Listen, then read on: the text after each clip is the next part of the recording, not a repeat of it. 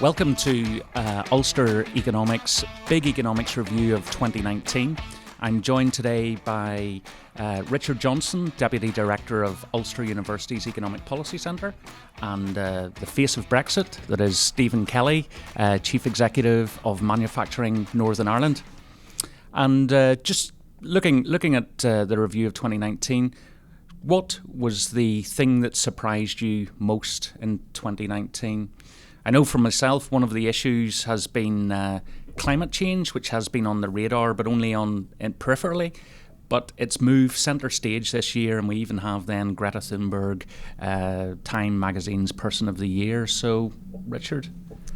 For me, I think it's the healthcare sector and watching the chaos that has ensued over the last year in terms of waiting lists in Northern Ireland. So, regardless of how much we spend or what we do, it seems that the healthcare sector has struggled in Northern Ireland over the last year. And Stephen? Well, I think we're beginning to see that the world is actually changing. I think us in business, more generally, think that we're probably the most important part of policy, but actually people have moved on quite considerably. We've seen that around the issues that are impacting on the last general election that's just taken place. The public has moved into much more social issues, much more environmental issues, and I think that sets a big challenge for us in 2020 and right through the 2020s to actually reflect where the people and the public are. And so then looking back to the 2019, the good, the bad and the ugly, as far as the economy is concerned, for me one of the good things was the labour market. And some sectors, particularly ICT, cybersecurity, going from strength to strength. Richard, what do you highlight as the good things for 2019? Well, similarly, it's the labour market. We have record highs in employment, record lows in unemployment. And I think that reflects what Stephen has been saying in terms of the shift, because there are more people in employment and more people earning reasonable wages. So that has allowed a bit of a shift in terms of the priorities for society. Yeah, I've been very proud of the resilience that many of the manufacturing firms out there have shown. There's no doubt about it that policy issues, Brexit, a lack of a Stormont assembly, all those have created very significant headwinds and in many ways anchors on the progress for our businesses. But despite all of that, despite those kind of wider challenges of the political and social and economic environment in which our businesses have found, they've continued to create jobs, they've continued to raise wages, they've continued to win contracts, and despite all those really difficult, choppy waters that they've been facing, they're actually still looking positively towards 2020. So 2019 is no doubt has been a very difficult year, but the resilience that our firms, led by some extraordinary entrepreneurs, have shown has really given us hope that 2020 and into the 2020s we can still see a brighter future ahead. And turning from good to bad, I suppose for me one of the bad things is the continued lack of investment at a UK level and indeed in Northern Ireland level, where UK investment is only fractionally higher than where it was 3 years ago at the EU referendum. Richard, what stood out to you as being bad and economically bad in 2019? I think it's the continued delay to implement a range of strategies across the piece, so from the industrial strategy to the infrastructure strategy, so things that really haven't been progressed as far as you would like in the absence of the executive. Yeah, I'd agree with that. We face very significant challenges to our trading environment, and now more than ever do we need people actually taking not providing just certainty but some sanity around some of the decisions that they're facing. We need to ensure that those people that continue to create work and pay people this Friday and every Friday are allowed those conditions to be able to prosper. We need to ensure that our businesses and our entrepreneurs are free to make the decisions that are right for their business. And in order to do that, we do definitely need decision makers back around. Our civil service have run to the end of their authority. And we really need people stepping up now and providing that political leadership to match the economic and entrepreneurial leadership that our firms have shown. And then from bad to ugly, what was ugly for you over the Well, last? unfortunately, we lost some really important businesses. From a manufacturing point of view, just about 1% of our manufacturing firms are those large manufacturers. But they account for half of all the turnover and half of all the employment. We can't afford to lose people like that. Now, hopefully, there's some decent news on the horizon for those businesses that we've lost. But we need to be really looking at who are the next large businesses to be able to come through. What are we doing to help scale those medium-sized firms into becoming big, important cornerstones of our manufacturing economy? We've lost in the last number of years JTI, Michelin, Wrightbus. We can't afford to lose any more of those. So the ugly for me is the loss of some of those large firms and the need to replace those with some homegrown large firms. Richard? I think it's in terms of competitiveness in Northern Ireland. So we have declined in terms of our international competitiveness in recent years. And another number of our competitor nations, such as Estonia, have actually improved their education system and are becoming much more competitive in a broader market context. So I think we need to look at the bigger picture in the longer term, because competitiveness is how we're going to raise our standards of living, and it is essential that we begin to focus much more heavily on that. Okay.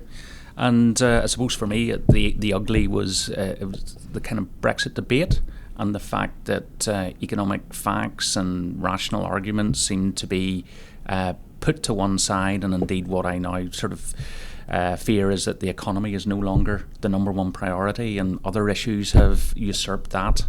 But moving on to then just we're looking at heroes and villains for 2019. I suppose linked to that was the villain, as it were, to me, was the kind of fake news and the lack of rigorous analysis in terms of the debate. And I suppose one of the, linked to that, the hero for me was those journalists who've been actually trying to break down the arguments, and we even have our own John Campbell in the BBC here in Northern Ireland, who is getting those facts out there, but in many ways it was invariably lost in amongst the noise of just Brexit. So hero or villains for... I suppose the villain really is the global slowdown and the Chinese economy slowing down to 4 or 5%. As an engine of growth for the global economy, it's much slower than has been in the past. In terms of heroes, if we look at the Conservative pledges that are in the manifesto, the growth of GVA or R&D as a proportion of GVA to 2.4%, 2.7%. That's going to be important over the next number of years, and how Northern Ireland steps up to the challenge in terms of higher education R&D and government R&D in particular. Yeah, for me, we're in an era of evidence-based policy. We should be in an era of evidence-based policy making, but actually it's quite opposite. It's policy-based evidence making, and that creates massive challenges for not just people in business, but in government as well, where we're actually, rather than good politics, we're just in good campaigning. The last election was dominated just by simple 3-word slogans, without any real understanding of the reality of what trying to deliver what has been promised is being able to be delivered. So for me, I agree with you. This notion that we're being fed a whole set of slogans rather than actually really good, solid policy creates big challenges for us ahead. Yeah, because slogans speak louder than policies, and that's the lack of. But detail and facts are what business and the markets are ultimately going to drive those. Absolutely. The reality for any business is, unless you have a great product, well marketed, and good financial backing behind that, then you don't actually have a business. But what we have with our political class certainly is just a good marketing bit and none of the other bits together. And that's destined for failure, if not in the short term, certainly in the medium to long term. So, Stephen, just on the manufacturing performance and in the sort of challenges for 2020, undoubtedly Brexit's going to be part of that. But beyond that, what are the issues, or what keeps manufacturing companies, bosses up during the night in terms of concerns, or how do you think things are going to pan out? It depends on which part of manufacturing in many respects. People still need to eat. Our food sector still remains pretty strong, but they rely upon really good, seamless supply chains in order to maintain their competitiveness. Other parts of our manufacturing economy here, particularly that engineering side, need really good market access. And whilst the UK wants to get Brexit done, what's missing from all of that is that there's hundreds of either trade agreements or partnership agreements that the EU has that we're about to lose. We're about to lose those maybe at the end of January, maybe at the end of December 2020, but we're going to lose them. The UK's tried to roll over some of their trade agreements, try to find some sort of continuity there. But markets such as Canada and other locations, we depend upon the EU's access to those marketplaces in order to be successful. So depending on which part of manufacturing, you have a different outlook. Cost competitiveness is a big challenge for us. Wages have risen.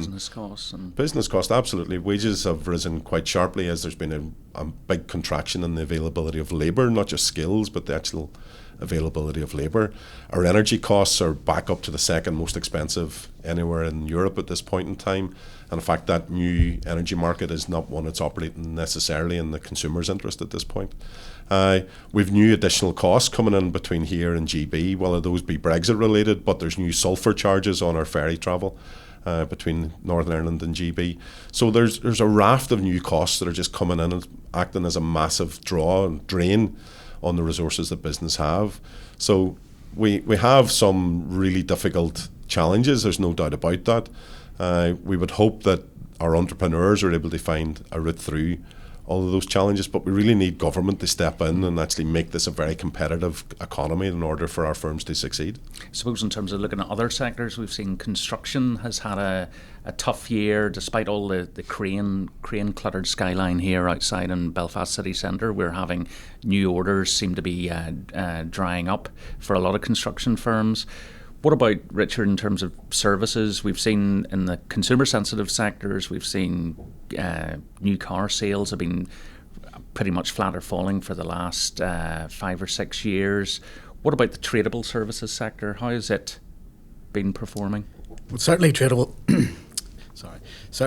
services have performed reasonably well over the last number of years, given competitive export and exchange rate conditions and good support as well from a range of government bodies. It's been a success in terms of getting those people into work and exporting from Northern Ireland. I think following on from what Stephen has talked about in both services and in manufacturing, what we have seen is an increasing amount of automation throughout a range of sectors.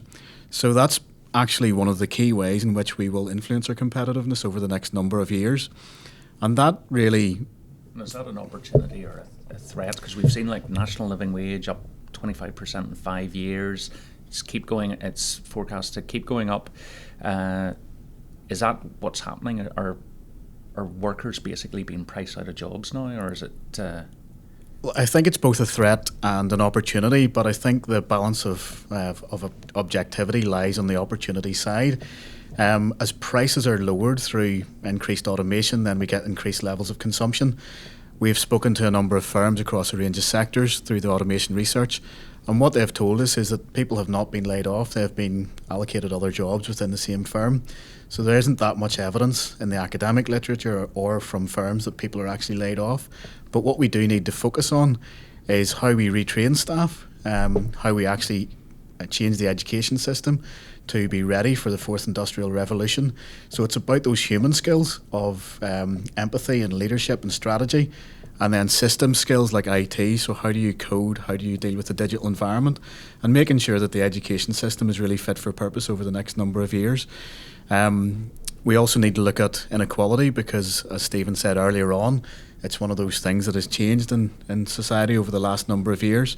So as we automate further, how do we ensure that workers get a fair share of wages rather than all the profits going to firms? Stephen, with your manufacturing firms, are you seeing, does it get to the point where wage costs, do bosses just think maybe we should need to invest more and take employment out and replace it? Is that, what is the kind of current state of play on that at the minute, or is it just different firms, different attitudes? I think we're just at a at a tipping point in many respects there. What has happened as people have become busier since the crash in 2009 and kind of the gradual build up again since around about 2012, I think it was.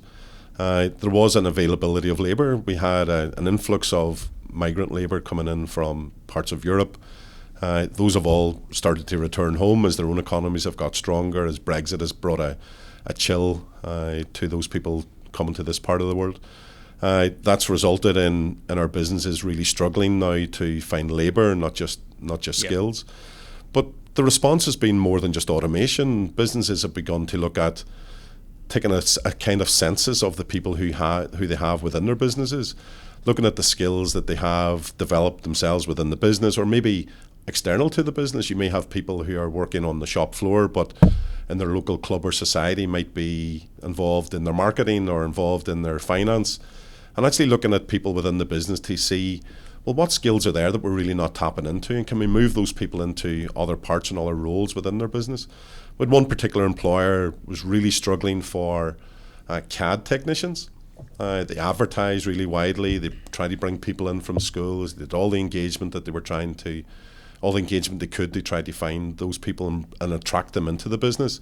And in the end, they decided to just do a census of their own employees and said, well, listen, you're currently in a very manual role. Would you like to move into a role within the office place? What can we do to help actually train and bring your skills up? And they found all the people they were looking for actually within their own business already. So what you're finding is that firms are becoming, certainly investing in more automation, certainly investing in more technology, but they're also investing in the people internal to their business. And I think that that's the bit that's going to protect them going forward in the next number of years, is actually getting more out of the people they already have, moving people into what might be seen as better jobs within an organisation, much more technical jobs, invested in their leadership skills and capabilities. And I think that those two things, the automation and actually doing more with the people that you already have, is what the future kind of looks like for us. Okay, then just sort of moving things on then, a kind of quick fire round, as it were. Just thinking of the US, in terms of Trump re-election or Trump impeachment. Richard? I think the balance of probabilities is in terms of not being impeached but not being re-elected. So over the next number of weeks, I'm sure we'll see what happens in the US Senate. Yeah, and the key things, the kind of trade wars with US and China, where they seem to be just going on and off. A deal's done, doesn't last. Stephen, what about yourself? What do you think? I don't think he'll be impeached because the votes aren't there in the Senate. I also think that he will be re-elected. I have relations in the United States. It shocks me that they actually think that he's a very good politician and a very good president. And actually the evidence on the ground for those people is that he said what he's going to do and he's doing it. They probably don't agree with how he communicates what he does. They've probably some issues with him as a person. But in terms of his delivery, they certainly believe that he's doing what he said he would do, and it's seen fruition onto the ground for those people. So I think that Brexit, Trump's first election, all those other things, we're in a slogan-based, fact-absent future. And I think President Trump will be someone who will continue to be popular for a second term. And in terms of thinking of Europe and Brexit, will 2020 be the year Brexit done and dusted, no deal or extension? Personally, I think it's going to be kicking the can down the road has been the what has happened over the last 3 years, and I personally think we're likely to see another extension. I can't see how, in the time scale available, that you're going to get trade deal done, all the necessary arrangements in place. So it's extension for me. Richard? Yeah, I would agree with that. It looks like an extension's quite likely, given where the Conservatives are at this point in time, how long it's going to take to get others to agree to those trade deals, because it's not a unilateral agreement that needs to take place. So I think there will be a number of other strands that need to be agreed, and it'll take longer than we think to get those in place. There's no doubt that Brexit won't be done in 2020. A sensible Brexit won't be done in 2020. The worry we have is that because Boris has made such a firm commitment, we're leaving on the 31st of January. We're leaving at the end of 2020. That And 1st of July is a critical point. the 1st of July is the critical of point. where but- there be an extension. If it's not asked for by that stage, it's too late. But I don't believe, and the worry we have is that there's no chance on earth that all the bits that need to be put in place by the 1st of July will be put in place.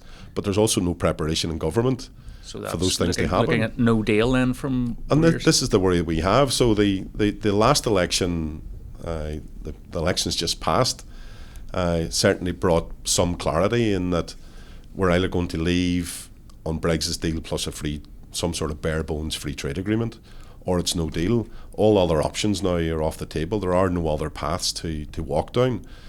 But you would hope that if the entirety of government were sure that they wanted to leave on a deal, not just the Prime Minister, that there would be some work being done to actually make that happen. And from our engagements with various parts of government, from HMRC through to the different departments, nothing's been done at this point in time, which gives me concern that actually for many in government, no deal is still the preferred outcome. Okay. If there was one thing or one aspect of another economy that you could transplant into Northern Ireland, what would it be? I think for me it would be the Netherlands and South Korea that we could learn from in terms of automation and productivity growth, and how they upskill their workers, how they implement higher productivity practices, and how ultimately standards of living are increasing there due to those factors. And Stephen? Well, for us, the Northern Ireland economy is at best bumping along the bottom at 1.5% growth, but the other part of this island is sitting at 7, 8, 9% growth. And we share the same environmental conditions. We're a piece of granite, wet and windy, in the middle of the North Atlantic. And it's the policy issues that actually make these two economies perform completely differently. The Irish economy is very much focused on ensuring that they have the right people, that investment in skills, a big ambitious infrastructure plan, and a way of dealing with foreign direct investors in particular that means that no investor that comes to the island of Ireland feels that they're not getting what they need in order to choose Ireland as a place to invest. So for me it is that really rigorous focus on ensuring people are put into work and ensuring that the conditions for that employer or that investor are the best that they can possibly make them to be. Interestingly, the Republic of Ireland has had a very highly skilled migrant inflow as well, and that's interesting in terms of the migrant caps that are proposed with Brexit. So, without the cap, they've already got to that point. And for us, I mean, the future potentially is Northern Ireland will remain within the single market, and with that should come all those freedoms in many respects. Now, that's not entirely clear at this point in time. It's one of the things that the business community is trying to seek some sort of clarity over, is if we are in the single market, de facto in the single market, does that also mean that we have those 4 freedoms as well? So can we continue to welcome in a free and open way people from Eastern Europe or other parts of Europe who have the skills that this economy actually requires? That, in many respects, could be a game changer for Northern Ireland, particularly within a UK context. Okay, and I suppose then just turning back to the good, the bad and the ugly, but looking forward for 2020, I suppose in one aspect, if I think of the good, the bad and the ugly, the good I think will be public spending will be increasing. However, we're not going to fill, there's going to be a lot of fiscal potholes which are going to be left unfilled, and indeed in some areas craters. We're not going back to the public spending that we were experiencing the levels in 2010, but it is going in the right direction, so things should be improving on that. I suppose in terms of the bad, I think of economic growth, both UK and Northern Ireland. Still, UK growth is stuck just above 1%. It's not, even with public spending boost, it's expected in 2020, and it's still expected to be something similar, which is weak. And you have to go back to kind of 1992 until you get rates of growth which were lower than that. Northern Ireland, we're seeing fractions of rates of growth, or fractions of a percent rates of growth subdued. That's not going to change. And I suppose the ugly is probably for me the Brexit, and will the politics go ugly when people realise that getting Brexit done is not going to happen at the end of January, that it is going to be a work in progress for years to come. So, Richard, good, bad and ugly for 2020 from your perspective? Quite similar, I suppose, but the public expenditure challenges, I think, has enforced some self-reflection, and I think that's been good for society in terms of what our policies are. So do we have a zero-based budget review and we begin to look at exactly what we really need to spend our money on? And that could be a good thing for Northern Ireland. In terms of the bad, I think it's the Brexit tail and how long it's going to take to sort things out, because getting Brexit done, as Richard has said, is not going to be an immediate thing at the end of January. It's going to take a number of years to sort out all of the policies and challenges. And even at a very local level, Northern Ireland will have a range of skills, infrastructure, energy challenges that it needs to address anyway over a period of years. In terms of the ugly, I think it's in terms of the lack of reform that we've had over the past number of years. And it's maybe not even just in the last 2 years. So I think the pace of change in policy needs to step up. Otherwise, I think we'll fail the citizens of Northern Ireland. Yeah, well, whether we like the government or not, we do have a government now that has a majority to get some sort of domestic agenda through Parliament. That's a good thing, in that Parliament has been stuck in many respects for the last couple of years.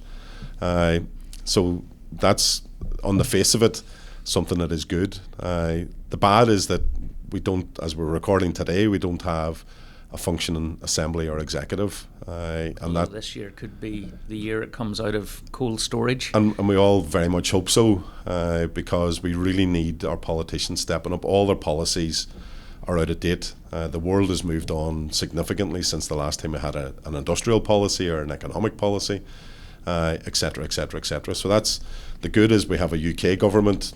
The bad is we still don't have a function executive here in Northern Ireland, and in many respects the ugly is the Brexit piece still. As we understand the deal that Boris Johnson has done, we've described it almost like an onion. The more times you remove layers off, the more your eyes water, and that's something that we really need to get to grips with in 2020. The business community has come together as never before. We've offered some suggestions to the now new Prime Minister about how he needs to repair it. There's certain derogations, mitigation, but particularly locking stuff down in legislation to protect Northern Ireland's position in the rest of the UK marketplace is absolutely required. And just, I suppose, finally then, looking at, if we gaze into our crystal balls and heroes and villains for 2020, I suppose from my perspective, it's been central banks which have been doing all the heavy lifting and cutting interest rates during the last decade or so. And while I still think Bank of England's going to cut maybe once or twice again in 2020, I think the big shift in focus is going to be now on fiscal policy. That's where the big move has gone. And I suppose from the hero or the villain, where we're thinking of in the Eurozone, it's got sluggish growth, 1%. Is what seems to be what everybody is gravitating towards these days, but it's going to be the German finance minister. Will he be the hero to then turn on the fiscal taps to try and reflate the Eurozone economy? And while he may be, if that happens, he may be seen as a hero in the eyes of the Eurozone and the rest of the world, he may be seen as a villain in Germany for doing what is characteristically un-German. So, Richard, hero or villains for the year ahead? In terms of heroes, I think our ability to understand data better, and we have much more availability of information than ever before. We also have a better understanding of human psychology. And for me, the potential hero is how we bring together that big data, the machine learning and the AI, with the understanding of human psychology and how we nudge people to make better decisions over the next number of years. And for me, I think the villain is if we fail to take account of all the better evidence that we have and fail to implement that in policy, and we remain with emotion and a lack of objectivity. So I would like to sort of see a move towards Scandinavian self-reflection and objectivity. I think that would be a good move for Northern Ireland. Stephen? The heroes are always, as a representative body, are always going to be those entrepreneurs and leaders out there in our industries that, regardless of the circumstances, they will continue to find some sort of route through. And adapt, absolutely, and adapt. And also bring people within their businesses through as well. Right at the beginning there, you mentioned about the investment environment and about how UK investment has been very, very sluggish at best. But I know banks like yourselves and others are storing lots of cash on behalf of businesses. You've probably never approved more projects that have still to be kicked off and actually delivered. We would hope that Although the demand for bank lending has, like the rest of the economy, has been falling. It has, but there's projects there that have got Absolutely, approvals yep. that just haven't been initiated, and we would hope that maybe those entrepreneurs would be a bit more confident when there's at least some political certainty, regardless of the economic certainty, but there's at least some political certainty that we can release some of that investment, and that'll protect us regardless of what happens with the economy or Brexit into 2020 and beyond. In terms of villains, I'm a Spurs supporter, and we've just got Jose Mourinho as our new manager. That's a challenge for me, to say the least. Hopefully he turns things around. But in terms of villains, I think the political class will still be the villain in 2020. All these promises that have been made in the last campaign, in the election that's just taken place, cannot be delivered, plain and simple. And at some point, those chickens are going to come home to roost, and people are going to have to be made accountable for those promises were made that now can't be landed. Yeah, it's delivering on the slogan. Absolutely. Yeah. Okay, Richard and Stephen, thanks very much for that, and that completes our review and outlook. And just like to wish everybody a happy Christmas and prosperous and Brexit and uncertainty laden new year. Thank you.